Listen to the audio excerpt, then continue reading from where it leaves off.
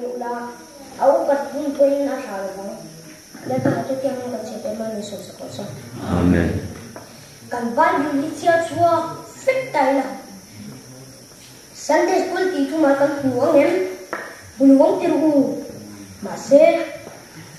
kan ban bula hian Sunday school ti tu ma hi tu en ni si lo hian in wang nge kan ngai koi mo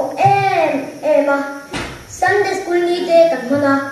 Sunday school khom pui te kan le thin kan ti chuan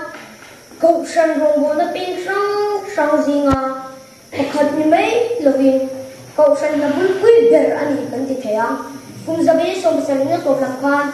lung in tang te le nun ko lo te ve f2 Robert Drive sa chuan we ting nun ko lo siam that a har sat zia am in no pang lam nge sa alok zok lonin asla ti chuan lung in tang fa te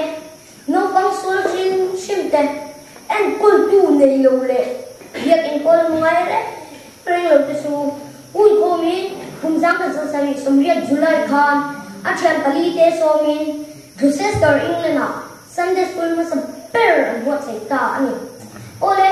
tu na no pang te hi gin lu ka pui tin lo ni mai tu vugin nia pui tin ni me te thil hi le gi ni sel me te ron ro chung tu ani awangin no pang kan en kul le zer ke na yan pui tin te hian mo kan pu tui le ti chiang reng mai tu fing te zia ka khan no pang chu a kal no ko ma chang zer ke ula a upat pun ko ina thal bang ti kan huwa en chu e an kal no ko chu ni tang le kini su Krista ring tu te chuan kan tum te chu vanram kai pathianam lu ani ya chu pathianam lu tu chuan no pang te ta changa pathian thuwa an ni so ni na le in cher la pui per chu kwa ti lo wa chuan Sunday school hi ani awangin apoi mo le ani no pang le ru tiang him he ngam te ani la ya changa an ruwa kan sa kwa kan tu he tlak chuan an lo pui tin huna zir tin na dik lo le thil thel theng na ti re kara nget takin an tin ni anga sa tuan nun nei na tu akung kan zo dik the anga dam lai chin nun kong kan le chia thiam don ani ni bestara America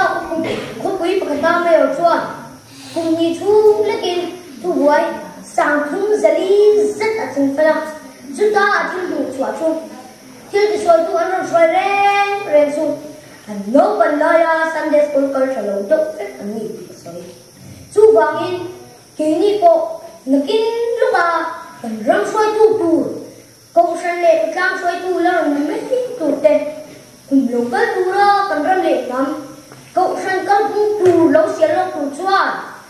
pui tin te hian tu nan ko na ni me te hi pathian thuwa an nun kan ser siama kan ta shoi angai ta seta chu kan in ser na pui ber Sunday school hi ingai pui mo ingai itar le chu wang u ko ve school song zinga Sunday school chia ya se tuan thing dai pathian ne ni shoi tin tu zirlai nei om chun na ni ti chia in ingai pui mo tiu de u tin kan ni so mani lepan aku kan kiri ke mana so sa